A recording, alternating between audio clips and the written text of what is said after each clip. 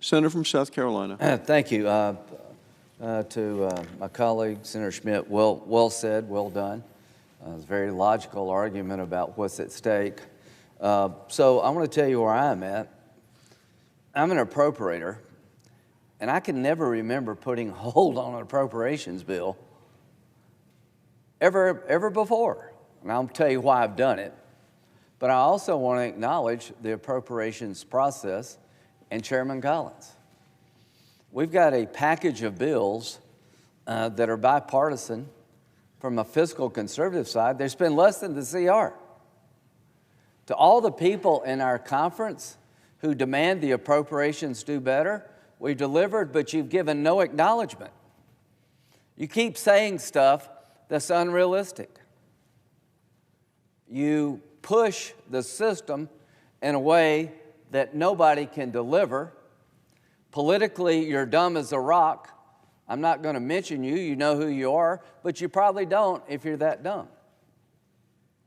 We're asking sometimes to make points that are not good for the Republican Party or the country. Might be good online, might help you raise a few bucks, but I'm tired of that. Count me out. Senator Collins, you've worked with Democrats and Republicans, and before us is a package of bills that I've all supported. Why am I holding? What happened? What happened in Minnesota has to be addressed. Senator Schmidt laid out the choices.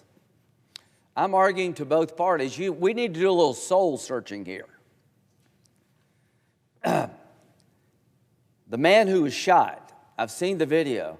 It needs to be investigated. I'm sure it will. There are things being done on the ICE side that a lot of Americans are uncomfortable with. I get that.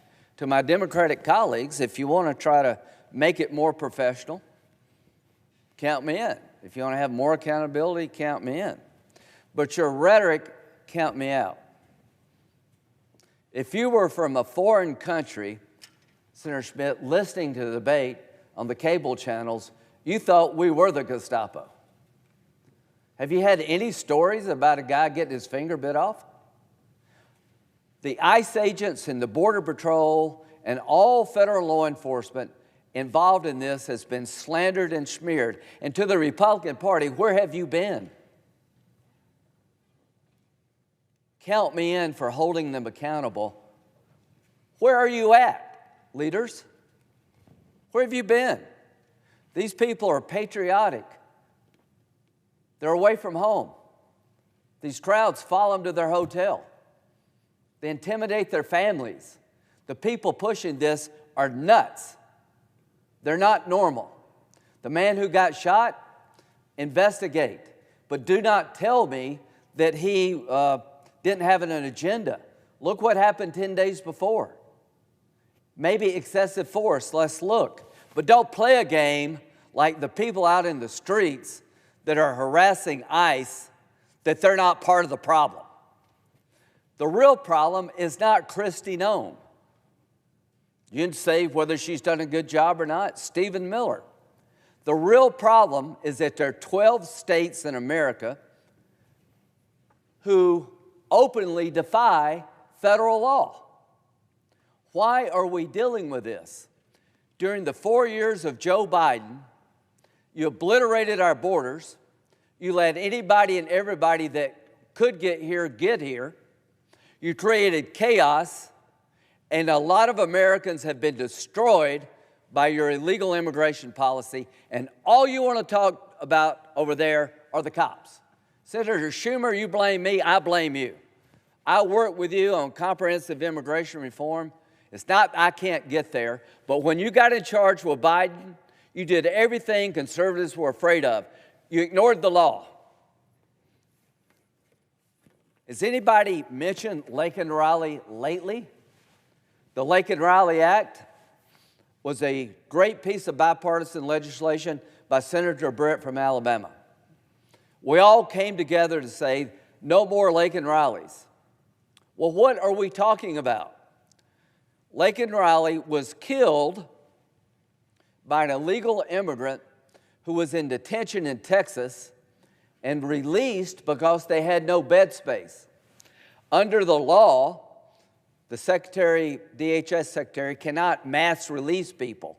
They have to do it on a case-by-case basis. They were releasing people by the thousands. This young lady is dead because they had no place to hold him and they let him loose, knowing he might be dangerous. He makes his way to Georgia and he murders her.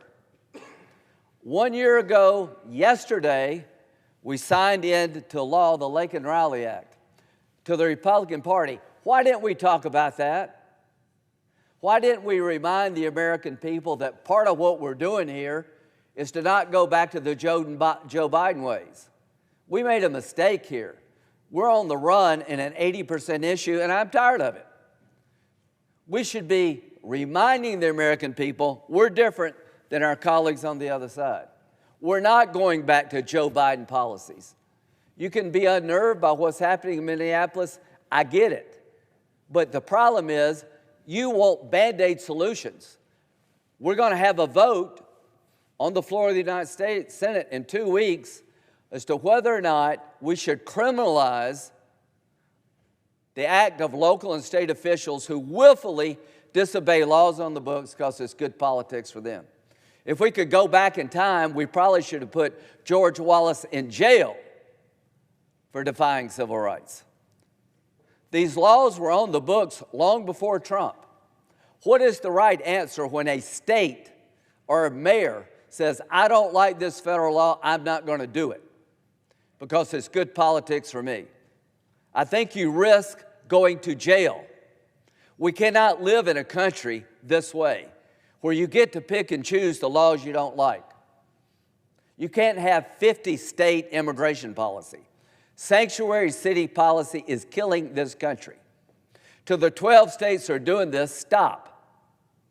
How are you ever going to fix illegal immigration if there are pockets of the country that if an illegal immigrant can get there, they're home free?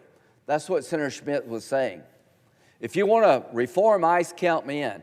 But if you don't get to the root cause of the problem, then you're really not serious about solving it. I will not lift my hold on this bill until I get guaranteed a vote on my legislation that would criminalize the conduct going forward. And what conduct am I talking about? State and local officials openly defying federal law that's been on the books for decades, incentivizing more illegal immigration, massive taxpayer ripoff, and a breakdown of law and order. To these 12 states, you're screwing it up for the rest of us. You need to change your policies and comply with the law that's been on the books for decades, and there should be a punishment. To me, what you're doing is you're inciting chaos. You're putting people's lives at risk. You literally should go to jail if you will not enforce the law, abide by the law. What a novel concept. You break the law, you go to jail. Except you're an elected official, I guess. We have an exception. If you're doing what liberals like, then you actually can break the law. No, you can't. I want to vote on it. And if you got a better idea, count me in. That's my idea. If you can think of a better idea, let me know. If you got ideas about reforming ICE to make it more professional, count me in. But what we will not do in 2 weeks is leave unaddressed the root cause of the problem. And that is 4 years of the Biden administration, 11 million people coming to the country, only God knows why they're here and where they're from, and the chaos they have created. Laken Riley is one example of too many where somebody died because of stupid, dangerous policies. President Trump, like him or not, is trying to lower the temperature in Minneapolis. Tom Homan, good job. But he's not going to quit, and I'm not going to quit. I'm not going to give up on undoing the damage. I've had it.